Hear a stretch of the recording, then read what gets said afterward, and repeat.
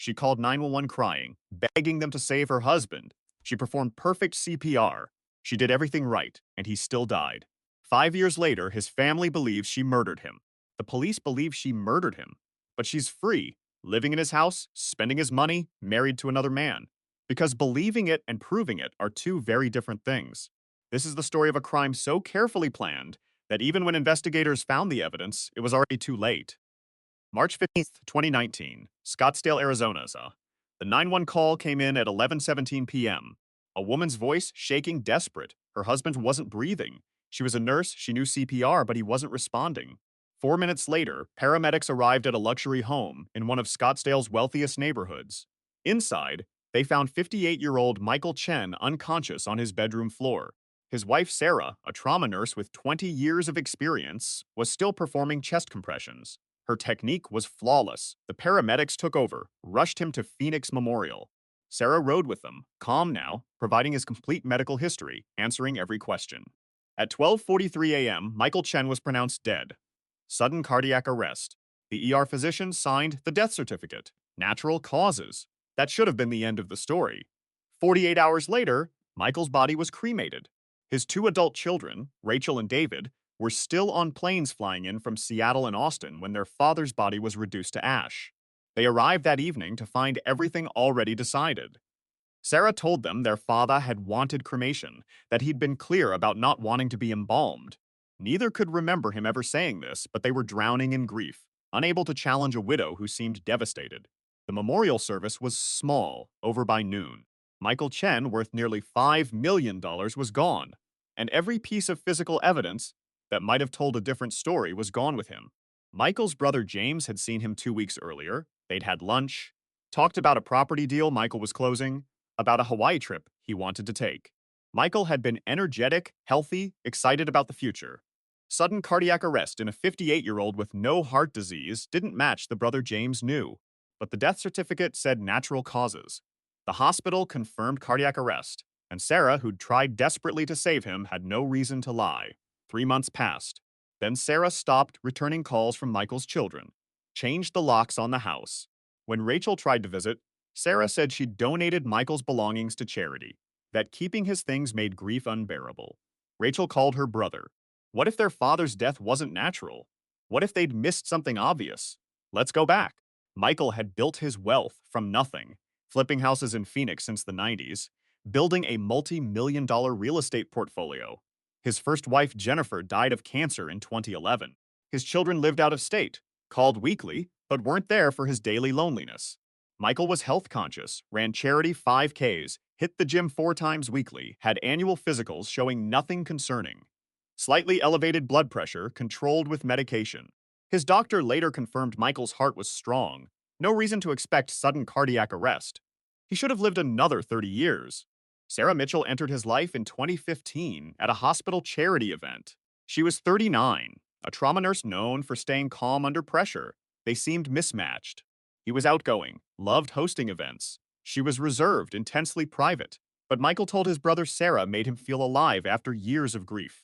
They married December 2015, 6 months after meeting. Michael's children attended but later admitted it felt rushed.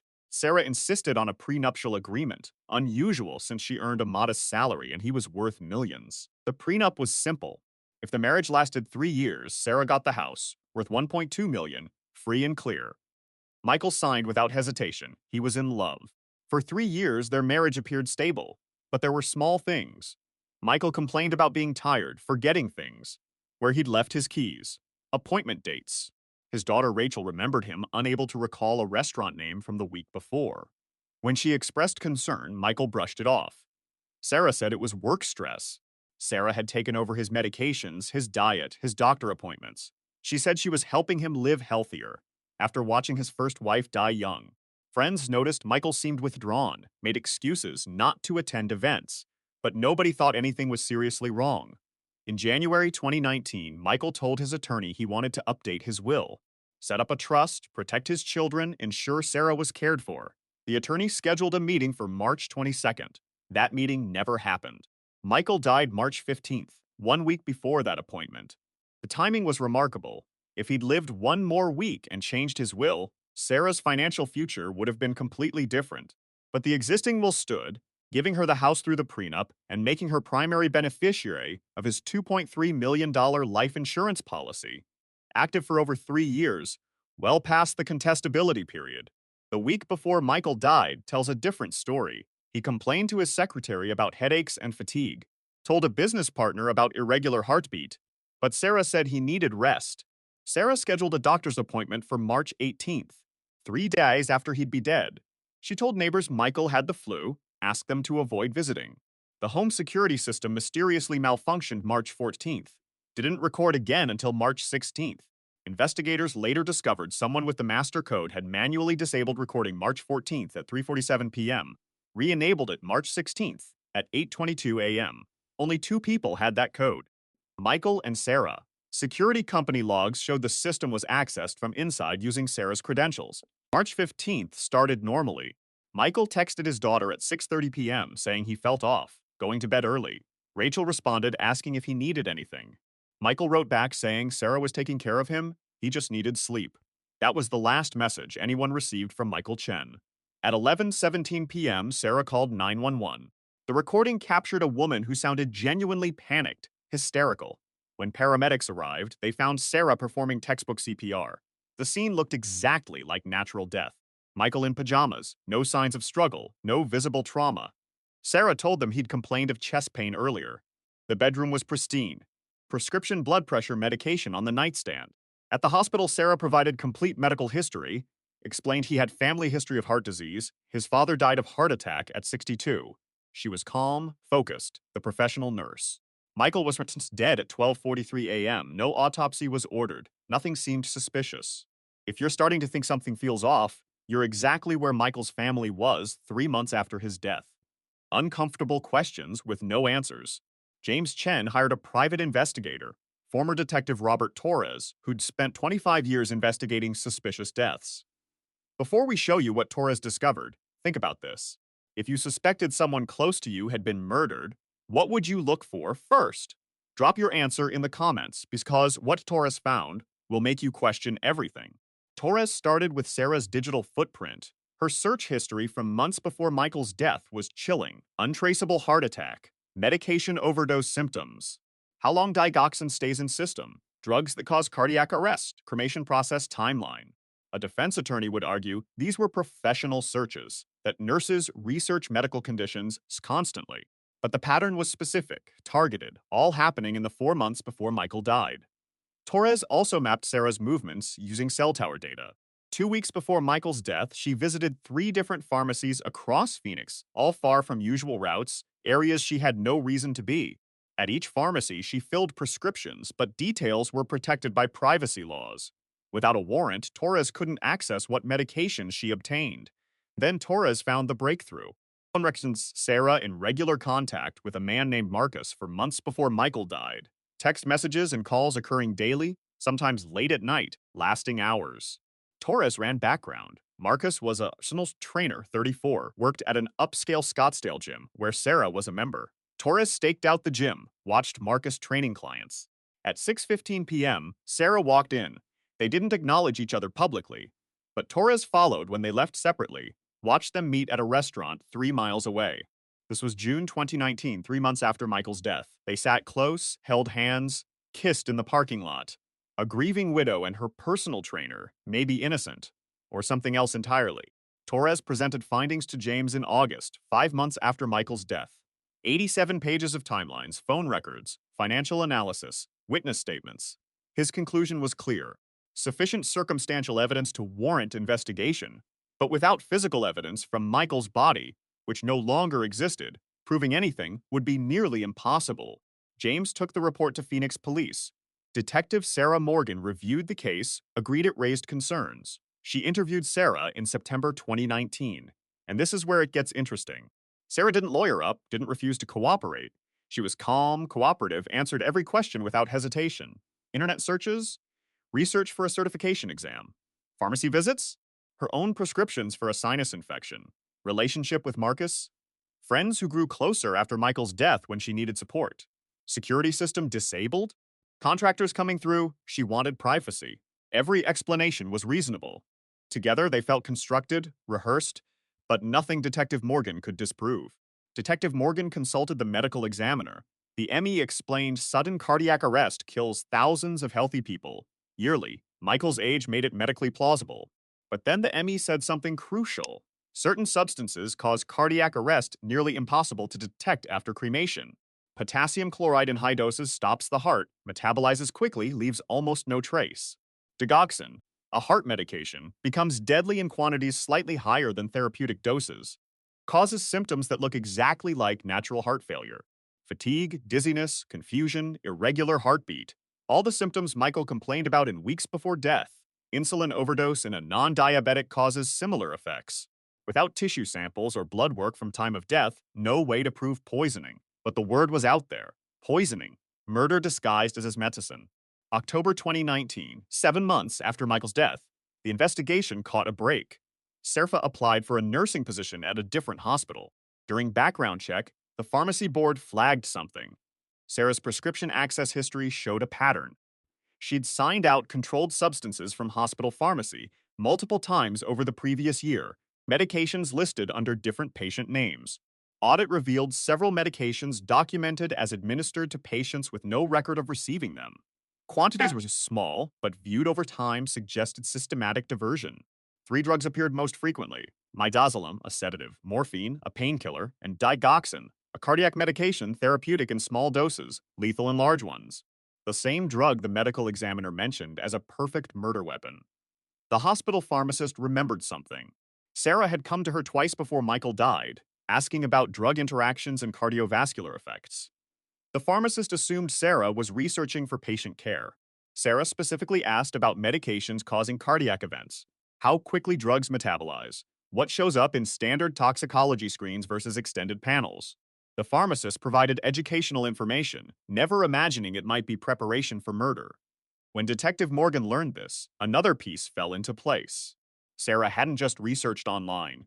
She'd consulted medical professionals, learned exactly which drugs to use, built knowledge systematically over months. She'd treated murdering her husband like a research project. Detective Morgan brought Marcus in for questioning November 2019. At first, he maintained they were just friends. But when shown phone records proving their relationship started before Michael died, Marcus changed his story. They'd been romantically involved since October 2018, 5 months before Michael's death. Sarah told him her marriage was over, they were staying together for financial reasons but planned divorce. Marcus claimed he didn't know Michael's wealth, that Sarah portrayed him as controlling and distant. Then Marcus remembered something specific. February 2019, about a month before Michael died, they were lying in bed discussing their future. Marcus asked when the divorce would be final. Sarah smiled, touched his face, said, "Be patient. Michael's health problems are getting worse. Everything will be resolved soon. We just need to wait a little longer." Marcus insisted he thought she meant divorce. But looking back, knowing what he knew now, Marcus realized Sarah had been telling him exactly what would happen. She was going to kill her husband. She just hadn't used those words. After that conversation, Sarah asked Marcus to delete all their text messages, said Michael was checking her phone. Marcus complied, deleted months of message history. But Marcus's testimony established something crucial. Sarah had a lover. She'd been planning for Michael's death weeks in advance. She'd been confident enough to tell Marcus it would all be resolved soon. That wasn't the language of someone hoping for divorce. That was someone with a plan. By December 2019, 9 months after Michael's death, accumulated evidence was presented to the district attorney. Prosecutor Jennifer Walsh reviewed every document, every interview, every piece of circumstantial evidence. Walsh was known for prosecuting difficult cases on circumstantial evidence. She spent 2 weeks analyzing from every angle. Her conclusion was devastating. Everything pointed to Sarah. The motive was crystal clear. $2.3 million in life insurance. $1 million house. Freedom to be with her lover. Timing that prevented Michael from changing his will. The means were established. Medical knowledge, access to lethal medications causing untraceable cardiac arrest, detailed research into exactly how to commit this murder. The opportunity was absolute. She controlled his medications, healthcare, daily routine. She could poison him gradually, build symptoms looking like natural illness, deliver lethal dose when ready. Every element present. Motive, means, opportunity, premeditation. But Walsh explained the fundamental problem. In criminal trial, prosecution must prove guilt beyond reasonable doubt. Not probably, not almost certainly, eliminating every reasonable doubt in a juror's mind. A defense attorney would argue Michael died exactly as certified sudden cardiac arrest from natural causes. Everything else was coincidence. Internet searches explained as professional research. Medication access was her job. The affair, morally wrong, wasn't illegal and didn't prove murder. Rushed cremation painted as honoring husband's wishes. Life insurance completely legitimate. Even suspicious timing explained as tragic coincidence. Every piece of evidence had alternative explanation creating reasonable doubt. Walsh laid out worst case. If they charged Sarah and she was acquitted, double jeopardy prevents ever charging her again, even if concrete evidence emerged. Cremation destroyed physical evidence. No confession, no witnesses, no smoking gun, just suspicious circumstances pointing one direction but proving nothing definitively. Walsh made a strategic decision. Keep the case open but inactive. Hope Sarah makes a mistake. New evidence surfaces, because charging her now meant risking the only chance at justice. March 2020, exactly 1 year after Michael's death, a grand jury convened. The prosecutor presented everything: timeline, medications, financial motive, boyfriend, internet searches, rushed cremation. Forensic experts testified about hidden poisoning. Medical examiner explained drugs causing Michael's symptoms. Michael's brother testified about family suspicions. After 3 days of testimony and 6 hours deliberation, the grand jury returned their decision: insufficient evidence to indict. The foreman explained that while circumstances appeared suspicious, nothing demonstrated beyond reasonable doubt that a crime occurred. Death certificate said natural causes. Nothing concrete contradicted that. The case was closed. Sarah Mitchell Chen would never be charged with her husband's murder. And that brings us to the question this entire case has been building toward. How did she get away with murder? Because everyone investigating believed she was guilty. The detectives believed it. The prosecutor believed it. Michael's family believed it. Even grand jury members privately believed it. They just couldn't legally prove it. So how did Sarah commit what investigators called the perfect crime? The answer is Sarah understood something most people don't. The criminal justice system isn't designed to punish the guilty. It's designed to protect the innocent from wrongful conviction. That's a crucial distinction. Burden of proof lies entirely on prosecution. Suspicion isn't enough. Motive isn't enough. Opportunity isn't enough. Even all three together aren't enough without physical evidence proving the crime occurred. Sarah exploited every protection that system offers. She knew cremation destroys evidence, certain poisons become undetectable within hours. Medical professionals trust medical professionals. Circumstantial cases rarely survive reasonable doubt. She'd researched murder like a medical procedure, thoroughly, carefully, understanding every step and risk. She chose a method mimicking natural death perfectly. Gradual digoxin poisoning causes symptoms looking like developing heart problems. Fatigue, dizziness, confusion, irregular heartbeat. Symptoms making fatal cardiac events seem plausible. She documented a medical narrative through his complaints, creating paper trails supporting natural death. Disabled security cameras to eliminate video evidence during the critical period. Cremated his body within 48 hours before anyone could question or request additional testing, destroying the only physical evidence proving poisoning. Maintained perfect composure, playing devastated widow, cooperating with investigators, answering every question with prepared explanations sounding reasonable. She understood that even if people suspected her, suspicion alone wouldn't be enough. They'd need proof, and she eliminated every possible source of proof before anyone knew to look. That's how you get away with murder in America. Not by being lucky, by understanding exactly how the system works and ensuring you stay just on the other side of what can be proven in court. Sarah Mitchell Chen is still living in Michael's house right now, today, as you're watching this. She married Marcus in June 2021, 2 years after Michael's death. Small ceremony, nothing public. She no longer works at a hospital after her nursing credentials were suspended during the medication investigation, though never criminally charged. She now works as a private care nurse for wealthy elderly clients, providing in-home medical support. She drives a luxury SUV purchased with Michael's life insurance, takes vacations to places Michael wanted to visit, posts photos showing a life of comfort and freedom. Her Instagram describes her as a caregiver, a healer dedicated to helping others. Not a single mention of her late husband. No memorial posts, no photos from their marriage. It's as if Michael Chen never existed, erased as completely as his body through cremation. Michael's children received what remained after taxes and legal fees. roughly 800,000 split between them, a fraction of their father's worth. They've had no contact with Sarah since 2020. The house where Michael died has been completely remodeled, every trace stripped away. New paint, furniture, landscaping. The bedroom where Michael took his last breath looks nothing like it did. In 2023, 4 years after Michael's death, Sarah agreed to a true crime podcast interview. 2 hours released as 3 episodes.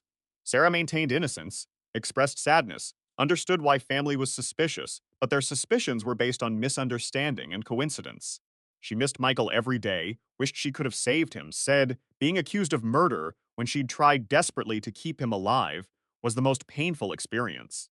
The host noted Sarah never broke eye contact, never fidgeted, never showed nervousness. She answered calmly, completely, without hesitation, either telling the truth or someone who'd learned to control every outward indication of guilt. So here's what we want you to think about. The question isn't really whether Sarah murdered her husband. Anyone looking at the totality reaches the same conclusion. She had motive, means, opportunity, demonstrated premeditation. She researched the method, acquired the means, executed the plan, covered her tracks. The question is whether our justice system made the right decision not convicting her without physical proof. That same system protecting Sarah from prosecution also protects innocent people from conviction based on suspicion. It's the foundation of American justice. Better to let guilty people go free than convict innocent ones. Noble principle, necessary protection against government overreach. But it means people understanding the system deeply enough, who can navigate its requirements and exploit limitations, might escape consequences for terrible acts. Sarah Mitchell Chen either committed murder and got away with it by understanding exactly how much evidence is required, or she's the victim of suspicious circumstances and rushed to judgment. Nobody noticed the pattern until husband number five's daughter started asking questions leading to an investigation, revealing something nobody expected. Subscribe right now to Claudia's Untold Stories so you don't miss out. See you in the next video.